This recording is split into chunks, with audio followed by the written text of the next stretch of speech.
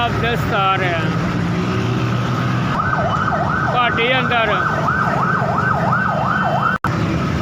सारी दिहाड़ी सुबह को 9-9:30 बजे आवीदा तो रात के 10:30 सवा 10 बज जाते हैं। तो मर के खर्चा आता जे घर का खर्चा करिए तो माल नहीं आता, जे माल लियावे तो घर खर्चा नहीं दिता जाता।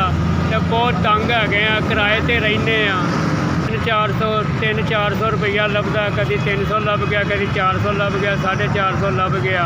फैक्ट्री वाले तो पैसे देने ने, वो माल कभी दर्जन दे देता, कभी नहीं देता। तो पिछले दवो तो किराए ते मकान है, किराए ते रहने पे बहुत तंग है, बहुत ही तंग। बस शुक्र ही कर रहे हैं जो अल्लाह दे रहा, शुक्र ही उसकी ज़ात का वक्त पास हो रहा। जिन्ना जे जिंदगी के साह है ने इस तरह जलील भी होना है तो रब का शुक्र भी करना है। और गुजारा तो बहुत मुश्किल हो रहा है।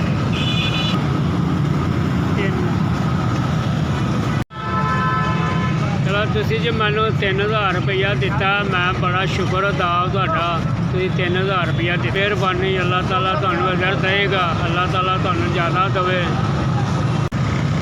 अल्लाह ताला तुहाडी मदद करे। इस बंदे ने पैसे भेजे ने, अल्लाह ताला उन्हें तंदुरुस्ती देवे, उहदे कारोबार च बरकत पावे और अल्लाह ताला उहदे कबूल करे।